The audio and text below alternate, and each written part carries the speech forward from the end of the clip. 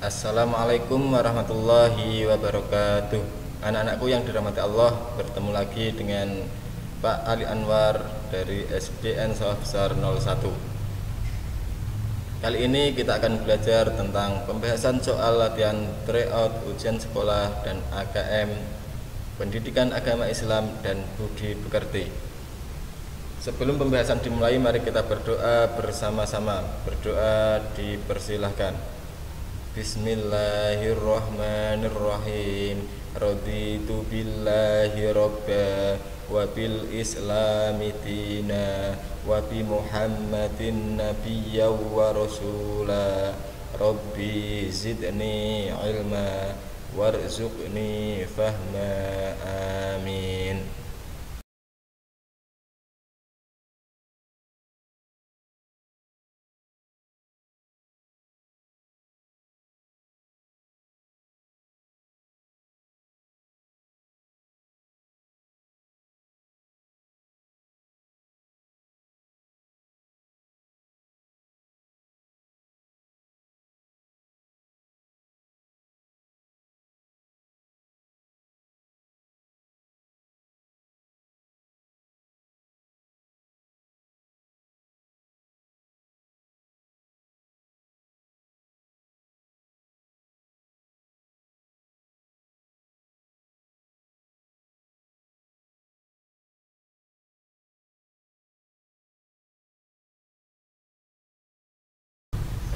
Rukun puasa itu ada dua.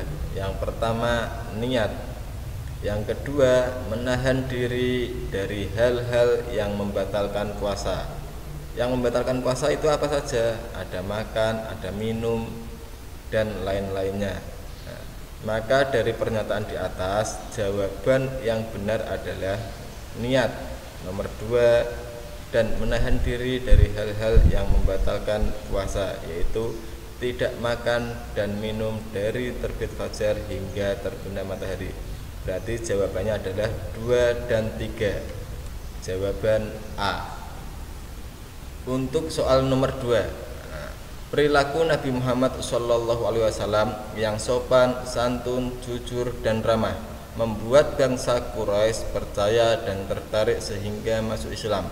Karena sikap Nabi Muhammad SAW, beliau diberi gelar A. As-Siddiq, B. Al-Kazab, C. Al-Amin, D. Al-Hasad. Perhatikan soal dengan seksama.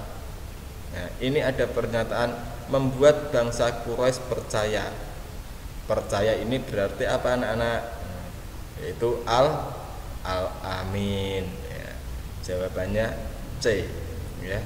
As-Siddiq artinya benar, Al-Kazab artinya pembohong, Al-Amin artinya dapat dipercaya, Al-Hasad artinya dengki. Berarti jawabannya adalah Al-Amin, yaitu C.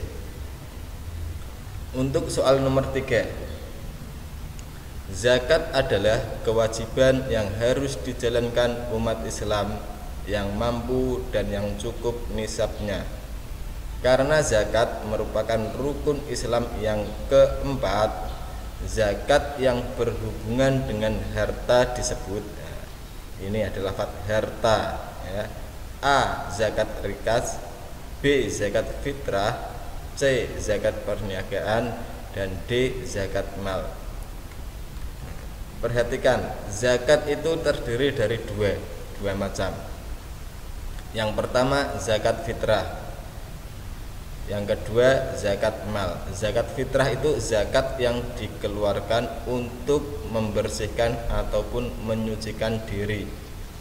Sedangkan zakat mal yaitu zakat harta penghasilan seperti hasil pertanian, hasil pertambangan, hasil laut, hasil perniagaan, dan lain-lain.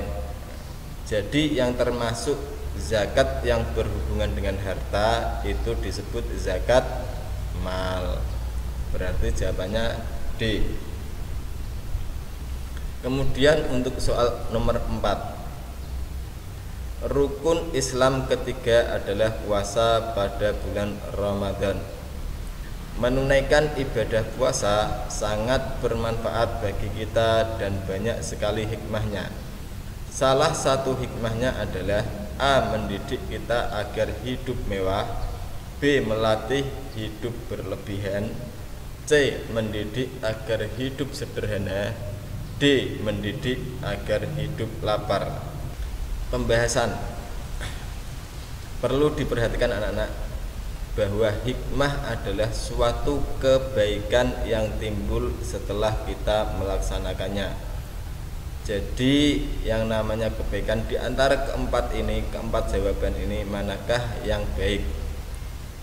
Nah, berarti jawabannya C. Mendidik agar hidup sederhana. Ya. Dilanjutkan dengan soal nomor 5. Dalam menjalankan dakwahnya, para nabi mendapat tantangan dari umatnya maupun keluarganya, seperti Nabi Musa yang ditentang oleh ayah tirinya yaitu Raja Fir'aun. Sedangkan Nabi Ibrahim dalam menjalankan dakwahnya mendapat tantangan dari pembahasan. Raja Namrud adalah raja yang hidup pada masa Nabi Ibrahim. Raja Fir'aun adalah raja yang hidup pada masa Nabi Musa. Abu Jahal adalah paman Nabi Muhammad SAW. Dan Kan'an adalah putra Nabi Nuh. Berarti jawabannya adalah Raja Namrud. Untuk soal nomor 6. Umar bin Khattab adalah satu-satunya sahabat Rasulullah SAW yang mau menampakkan keislaman di hadapan kaum kafir Quraisy Mekah, bahkan melakukan hijrah secara terang-terangan di saat kaum muslimin merasa ketakutan dengan kekejaman kaum kafir Quraisy di Mekah. Sikap yang menonjol dari sahabat Umar bin Khattab adalah A. Sombong, B. Percaya diri, C. Pemberani, dan D. Rela berkorban. Pembahasan. Kita perhatikan soalnya. Secara terang-terangan di saat kaum muslimin merasa ketakutan dengan kekejaman kaum kafir Quraisy di Mekah. Artinya bahwa sahabat Umar bin Khattab ini tidak ada rasa takut sedikit pun terhadap kaum kafir Quraisy. Berarti jawabannya apa? Kalau tidak takut berarti ia adalah seorang pemberani. Jawabannya yaitu C. Nomor 7. Dalam perjuangan menegakkan agama Islam, peran kaum muhajirin sangatlah besar. Mereka rela meninggalkan harta bendanya di Mekah untuk meneruskan perjuangan bersama Rasulullah SAW di kota Madinah. Perilaku terpuji yang dapat diteladani adalah A. Rela berkorban untuk keluarga, B. Semangat berjuang demi harta, C. Semangat berhijrah karena terpaksa, D. Rela berkorban demi kebenaran. Mereka rela meninggalkan harta bendanya. Berarti jawabannya yaitu ada kata rela, ya. Berarti jawabannya adalah rela berkorban demi kebenaran. Karena apa? Karena sesuatu yang diajarkan oleh Rasulullah adalah suatu kebenaran. Berarti jawabannya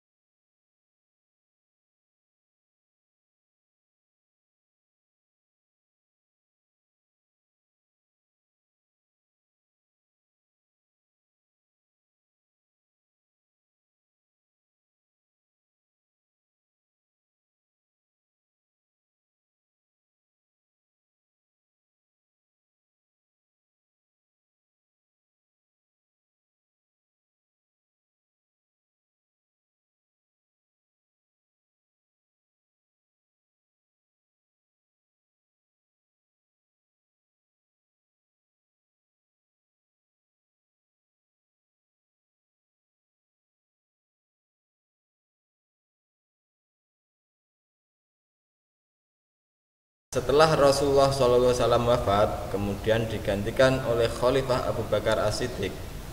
Wafatnya Rasulullah SAW menimbulkan banyaknya kaum murtad. Murtad yaitu orang yang keluar dari agama Islam, dan banyaknya muncul nabi palsu atau mengaku menjadi nabi. Kemudian digantikan oleh Khalifah Abu Bakar As-Siddiq. Adapun keberhasilan Khalifah Abu Bakar As-Siddiq semasa menjadi khalifah yaitu yang pertama memberantas nabi palsu, dan yang kedua memberantas orang-orang yang tidak mau membayar zakat dan orang-orang yang murtad. Yang ketiga kodifikasi Al-Quran atau penyusunan mushaf Al-Quran, dan yang terakhir yaitu perluasan wilayah Islam.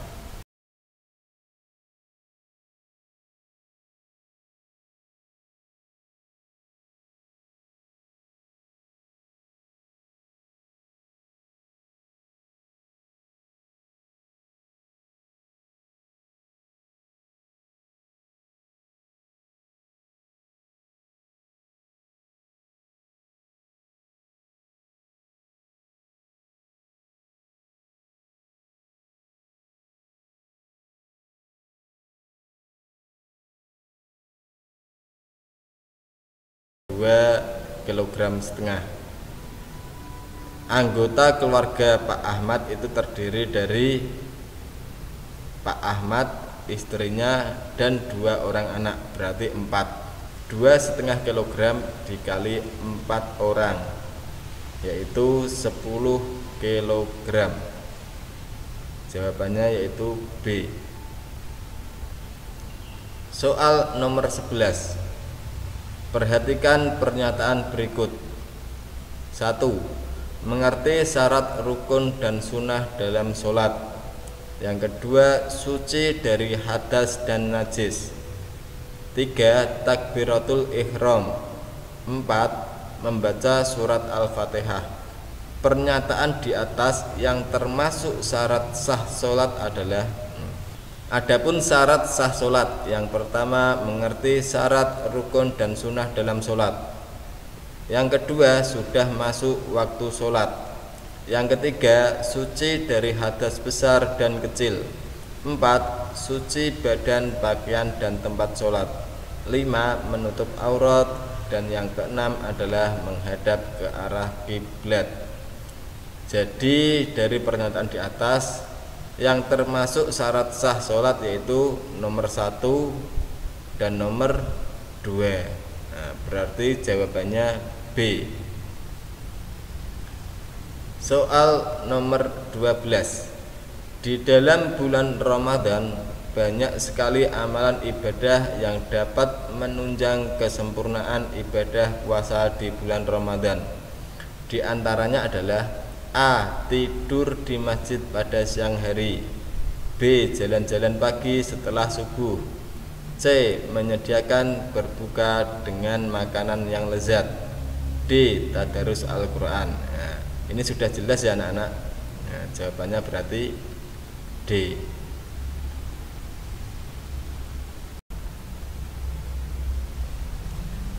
Soal nomor 13. Selama kurang lebih 10 tahun Nabi Muhammad SAW berdakwah di Mekah. Tetapi selama itu hanya sedikit penduduk Mekah yang masuk Islam. Hingga akhirnya kaum muslimin Mekah hijrah ke Madinah.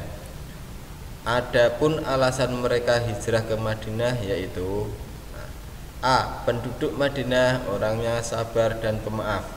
B. Orang Quraisy Mekah banyak yang menyembah berhala. C. Penduduk Madinah rindu ingin bertemu Nabi Muhammad. D. Di Mekah Islam tidak bisa berkembang dengan pesat. Anak-anak perlu diperhatikan, ada kata hanya sedikit penduduk Mekah yang masuk Islam ini ya. Nah, itu artinya apa? Artinya bahwa di Mekah Islam tidak bisa berkembang dengan pesat pada masa itu. Ya, berarti jawabannya D. Soal nomor 14. Setibanya di Madinah, kaum Muhajirin disambut baik kaum Ansor dengan ikhlas, memberi bantuan mulai dari tempat tinggal, pekerjaan, serta kebutuhan hidup yang lain. Sifat terpuji kaum Ansor adalah A. Rela hati dan tidak menyombongkan diri. B. Rela berkorban demi persaudaraan. C. Rela hidup menderita demi orang lain. D. Menolong dengan mengharap imbalan. Anak-anak bisa perhatikan lafaz kaum Muhajirin disambut baik kaum Ansor dengan ikhlas. Artinya apa? Bahwa kaum Ansor ini rela berkorban untuk kaum Muhajirin dengan ikhlas. Ya, berarti jawabannya adalah B. Rela berkorban demi persaudaraan. Soal nomor 15. Allah menguji Nabi Ayub alaihissalam dengan mengambil semua hartanya, mematikan semua anak-anaknya, diberikan penyakit kulit yang sangat parah. Namun sikapnya yang sangat sabar membuat Allah semakin sayang kepadanya. Perilaku Nabi Ayub yang patut ditiru dari kisah di atas adalah A. Kekuasaannya, B. Ketakutannya, C. Kesabarannya, dan D. Penyakitnya. Nah,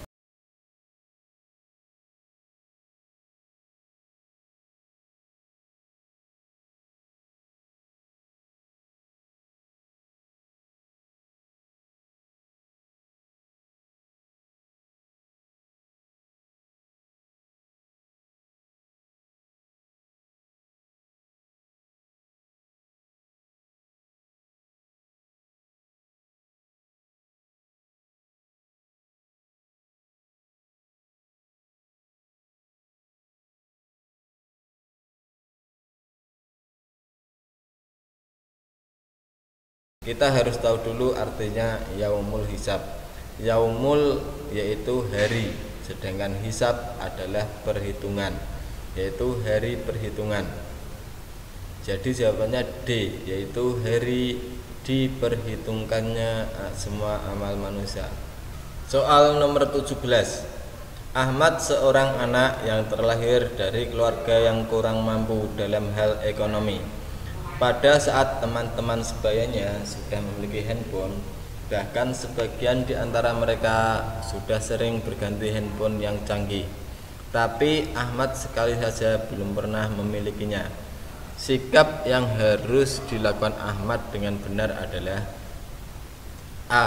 Menerima keadaan yang ada dan berdoa agar diberi keluasan rezeki. B. Meminta orang tuanya untuk dibelikan handphone seperti temannya. C. Meminjam handphone kepada temannya untuk telepon maupun SMS teman. D. Melamun bagaimana caranya agar tidak dianggap ketinggalan zaman.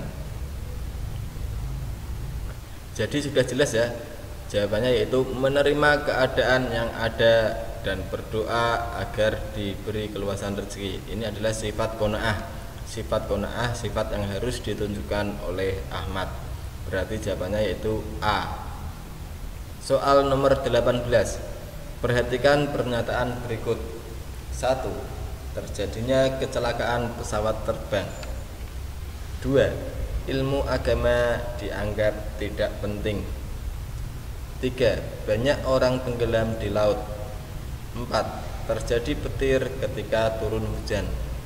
5. Gunung meletus di beberapa tempat. Pernyataan di atas yang merupakan tanda hari akhir terdapat pada nomor. Nah, untuk menjawab soal nomor 18, kita harus mengetahui tanda-tanda hari akhir. Adapun tanda-tanda hari akhir yaitu yang pertama, diutus Nabi Muhammad SAW sebagai nabi terakhir. Yang kedua, ilmu agama dianggap tidak penting. Yang ketiga, jumlah kaum perempuan lebih banyak daripada laki-laki. Yang keempat, banyaknya bencana alam yang terjadi di mana-mana. Nah, berarti jawabannya apa? Nah, jawabannya nomor 2 dan nomor 5. Berarti jawabannya A. Soal nomor 19. Perhatikan pernyataan berikut. 1. Bu Titi senang karena penyakitnya berhasil disembuhkan melalui operasi. 2. Nana menanam bunga karena ia tak mau menyirami hingga layu dan mati.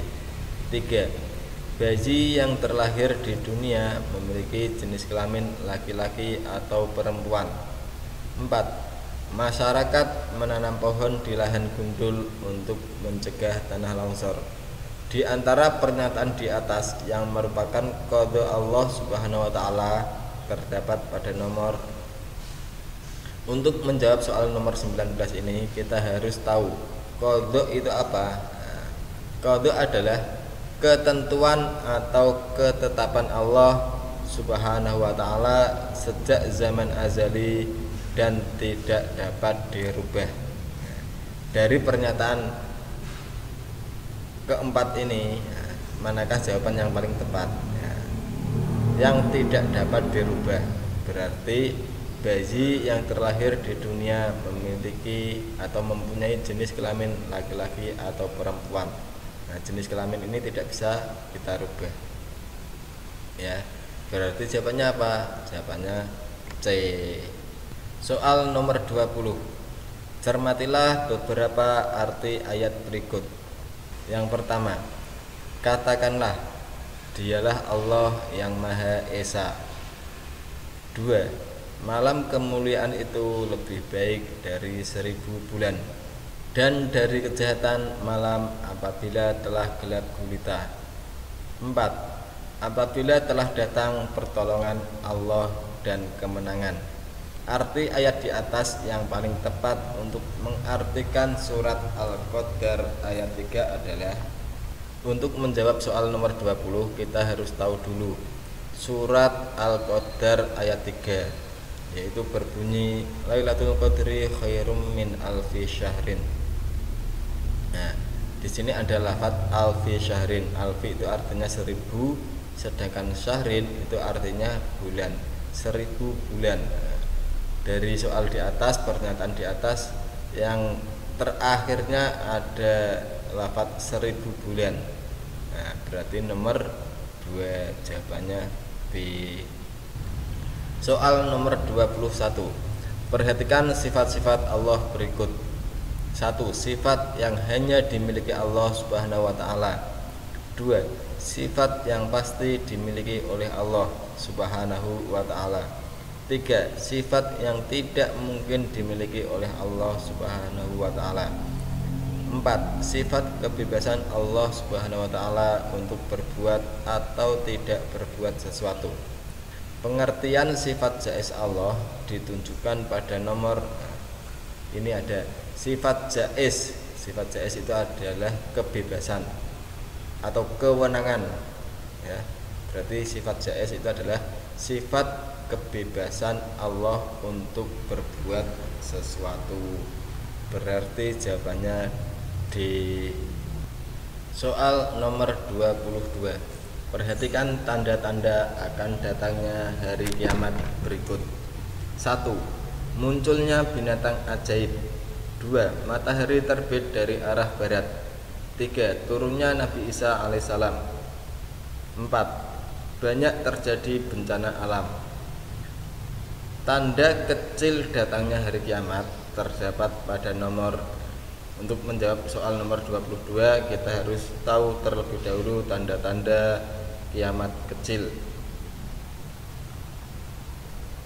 Yang pertama yaitu diutusnya Nabi Muhammad SAW sebagai nabi terakhir. Yang kedua, ilmu agama dianggap tidak penting. Yang nomor 3, jumlah kaum perempuan lebih banyak daripada laki-laki. Yang keempat, banyaknya bencana alam terjadi di mana-mana. Berarti jawabannya yaitu nomor 4, yaitu D. Untuk soal nomor 23, perhatikan pernyataan berikut. Allah Subhanahu wa taala telah menurunkan 4 kitab sucinya yang wajib kita ketahui dan kita imani, yaitu kitab Zabur diturunkan kepada Nabi Daud alaihissalam, kitab Taurat diturunkan kepada Nabi Musa alaihissalam, Kitab Injil diturunkan kepada Nabi Isa alaihissalam, dan Al-Quran diturunkan kepada Nabi Muhammad Shallallahu Alaihi Wasallam. Pernyataan di atas yang merupakan kitab Allah yang terakhir sekaligus menjadi pegangan hidup manusia adalah A. Taurat, B. Al-Quran, C. Injil, dan D. Zabur. Ya. Ini ada pernyataan kitab yang terakhir. Kitab yang terakhir berarti diturunkan kepada Nabi yang terakhir. Nabi yang terakhir yaitu Nabi Muhammad Shallallahu Alaihi Wasallam, yaitu Al-Quran. Ya. Soal nomor 24. Perhatikan nama-nama Rasul berikut. 1. Nabi Hud alaihissalam. 2. Nabi Musa alaihissalam. 3. Nabi Ibrahim alaihissalam. 4. Nabi Sulaiman alaihissalam. 5. Nabi Muhammad Shallallahu Alaihi Wasallam. Di antara nama Rasul Allah di atas yang termasuk ulul azmi terdapat pada nomor A 124, B 135, C 234, D 235. Nah, perhatikan Rasul ulul azmi. Ulul azmi itu adalah Rasul yang diberi kesabaran dan ketabahan yang luar biasa, atau yang sangat-sangat sabar, sangat-sangat tabah. Nah, adapun Rasul ulul azmi itu ada 5. Yang pertama Nabi Nuh alaihissalam, yang kedua Nabi Ibrahim alaihissalam, yang ketiga Nabi Musa alaihissalam, yang keempat Nabi Isa alaihissalam, dan yang terakhir Nabi Muhammad Shallallahu Alaihi Wasallam. Berarti dari soal di atas jawabannya adalah Nabi Musa, ya, termasuk, Nabi Ibrahim termasuk, dan Nabi Muhammad. Berarti nomor 2, 3, dan 5. 2, 3, dan 5. Berarti jawabannya di nomor 25. Perhatikan pernyataan berikut. 1. Nabi memiliki umat atau pengikut, sedangkan Rasul tidak memiliki umat. Yang kedua, Nabi memiliki sifat amanah, sedangkan Rasul tidak memiliki sifat amanah. Yang ketiga, Nabi seorang laki-laki pilihan umatnya, sedangkan Rasul laki-laki pilihan Allah. 4. Nabi menerima wahyu untuk dirinya, sedangkan Rasul menerima wahyu untuk umatnya. Perbedaan antara Nabi dan Rasul ditunjukkan pada nomor A1, B2, C3, dan D4. Perbedaan Nabi dan Rasul. Yang pertama, Rasul memiliki kitab yang diwahyukan kepadanya, sedangkan Nabi tidak memiliki. Yang kedua, Rasul menerima wahyu untuk disampaikan kepada umatnya, sedangkan Nabi menerima wahyu untuk dirinya saja. Jadi dari pernyataan soal nomor 25, jawaban yang tepat adalah nomor 4. Nabi menerima wahyu untuk dirinya, sedangkan Rasul menerima wahyu untuk umatnya. Berarti jawabannya di. Sekian pembahasan soal kali ini, mudah-mudahan bermanfaat untuk kita semua. Bapak akhiri, wassalamualaikum warahmatullahi wabarakatuh.